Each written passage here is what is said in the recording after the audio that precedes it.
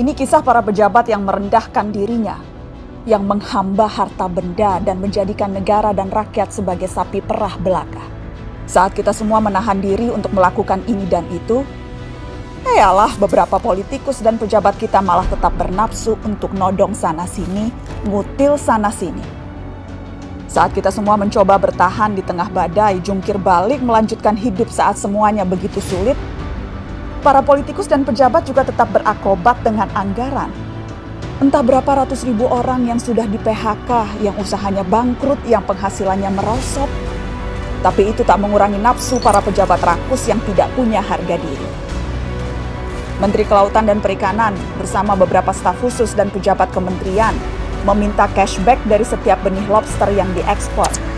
Mereka memakai uangnya untuk berbelanja barang-barang mewah persis ketika kebanyakan dari kita sedang mati-matian bertahan memenuhi kebutuhan-kebutuhan pokok. Saat banyak orang kelimpungan mencari ruangan perawatan karena kamar-kamar rumah sakit sudah sesak dengan pasien COVID, Wali Kota Cimahi malah memperjualbelikan izin pembangunan rumah sakit. Dan yang lebih gila lagi, para pejabat Kementerian Sosial berikut dengan menterinya sekaligus malah menodong para vendor dengan uang cashback. Mereka meminta Rp10.000 dari setiap paket bantuan sosial. Paket senilai Rp300.000 untuk meringankan beban hidup rakyat. Tega-teganya dipotong untuk dinikmati sendiri. Dan itu dilakukan oleh mereka yang disumpah untuk membantu rakyat bisa bernapas lebih mudah di tengah himpitan hidup. Inilah arti kebejatan yang sesungguhnya. Ampun ya Allah. Sejak awal, dana triliunan rupiah yang digelontorkan dalam bentuk bantuan sosial memang rentan diselewengkan. Sudah banyak yang memprediksi potensi ini. Mungkin memang kita tidak kaget, tapi bukan berarti kita harus maklum, bukan berarti kita tidak boleh marah. Kasus-kasus korupsi di tengah pandemi membuktikan kompas moral para politikus dan pejabat kita memang sedang berada di titik terendah. Bahkan pandemi yang membunuh banyak orang, menyengsarakan banyak orang, tak membuat para pelaku menahan diri dari hasrat memperkaya diri sendiri. Pandemi justru menjadi peluang untuk menggarong lebih banyak. Kegentingan dan kedaruratan justru jadi ruang baru untuk bertindak lebih brutal, lebih banal, lebih ugal-ugalan, dan lebih tidak tahu malu. Publik, kita semua justru dibebani pekerjaan tambahan. Selain harus bertahan hidup, kita justru harus lebih teliti mengawasi kebijakan dan penggunaan anggaran. Tambah capek, tambah pegel, tambah frustasi. Tapi pilihannya tidak banyak. Semakin kita apatis, semakin senang mereka menggasak uang negara. Pandemi terbukti melahirkan kebiasaan-kebiasaan baru. Kecuali perilaku para politikus dan pejabat kita. Inilah kenyataannya. Sudah sebegitu bangkrutnya moral mereka. Memang kita tidak kaget, tapi sangat wajar dan sangat pantas untuk kita marah.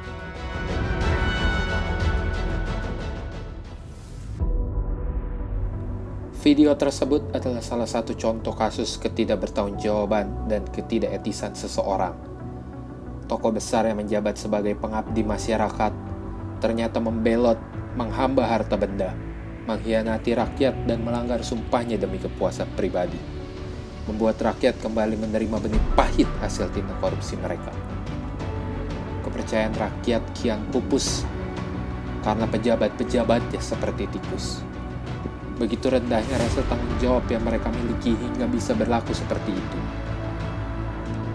Tanggung jawab serta amanah yang diberikan tidak diemban dengan sepenuh hati. Etika yang seharusnya mereka junjung tinggi demi seluruh rakyat dan pemerintahan tidak mereka lakui. Etika merupakan keyakinan mengenai tindakan yang benar dan yang salah, atau tindakan yang baik dan buruk yang mempengaruhi hal-hal lain. Nilai-nilai dan moral pribadi perorangan dan konteks sosial menentukan apakah suatu perilaku tertentu dianggap sebagai perilaku yang etis atau tidak etis. Tanggung jawab sosial yang mereka tidak miliki sama dengan tidak adanya komitmen terhadap kelompok dan pribadi dalam lingkungan sosial. Dari segenap paparan kasus dalam video tersebut, Kami kelompok 8 pengantar manajemen mengaitkannya dengan materi kuliah, tanggung jawab sosial dan etika manajerial. Yang dibahas mulai dari apa itu korupsi, apa itu etika bisnis dan manajerial, apa itu tanggung jawab sosial dan bagaimana cara mengemban sebuah tanggung jawab, sampai menuju perilaku dan aplikasi etika dalam kehidupan. Korupsi, sebuah kata yang sudah tidak asing lagi di telinga kita. Korupsi adalah sebuah perbuatan cela atau aib dan hampir setiap hari media massa, baik cetak maupun elektronik, mengungkapkan masalah yang satu ini. Kendati pun semua orang tidak dapat menerima praktik-praktik korupsi, tetapi korupsi hampir melibatkan semua orang. Korupsi tidak hanya dilakukan oleh pejabat, pegawai negeri atau swasta, tetapi korupsi juga dapat dilakukan oleh pengusaha. Korupsi sebagai tingkah laku yang menyimpang dari norma yang telah diterima oleh masyarakat dengan maksud memperkaya pribadi. Memakan harta orang lain untuk kepentingan pribadi tidaklah baik. Bentuk lain dari korupsi ini antara lain yaitu balas jasa dari pihak ketiga yang diterima atau diminta.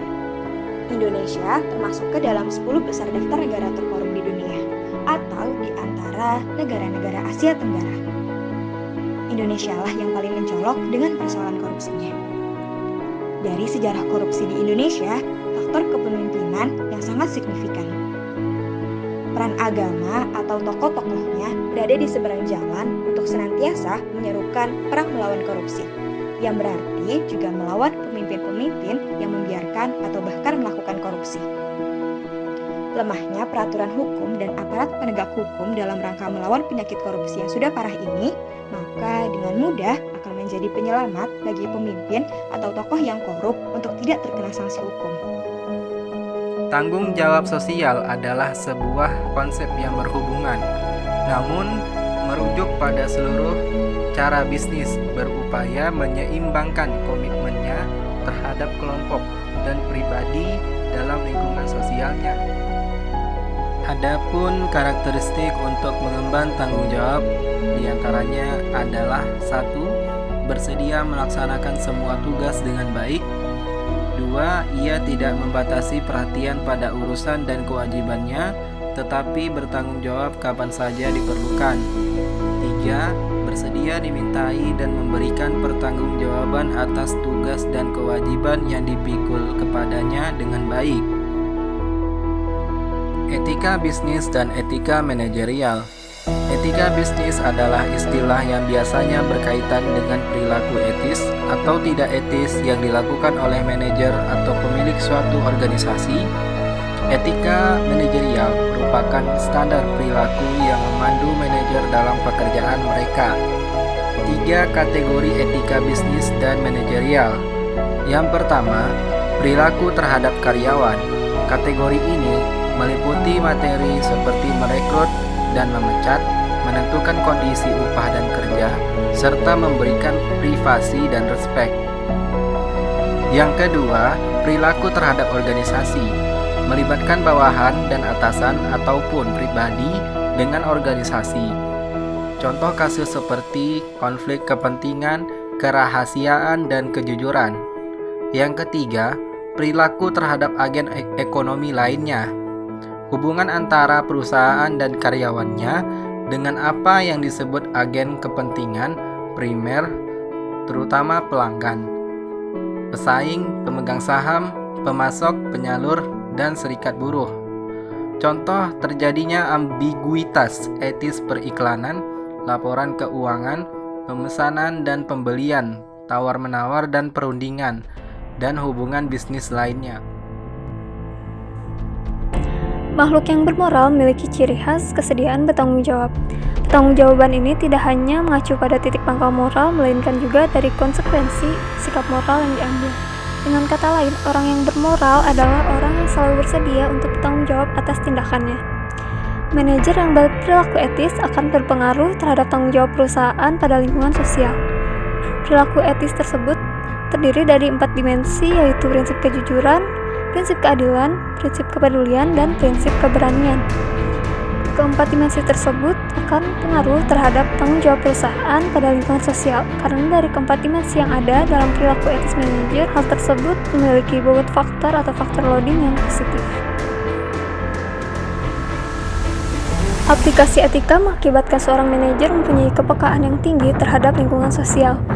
Manajer yang mempunyai filosofi juga moral personal yang bagus akan bekerja dalam organisasi dengan betul-betul menerapkan etika serta menerapkan nilai-nilai agama kehidupannya, termasuk dalam bisnis. Maka hal ini akan berpengaruh positif terhadap kegiatan bisnis perusahaan dengan lingkungan sosial. Sekian yang bisa kami sampaikan, kurang lebihnya mohon maaf. Wassalamualaikum warahmatullahi wabarakatuh.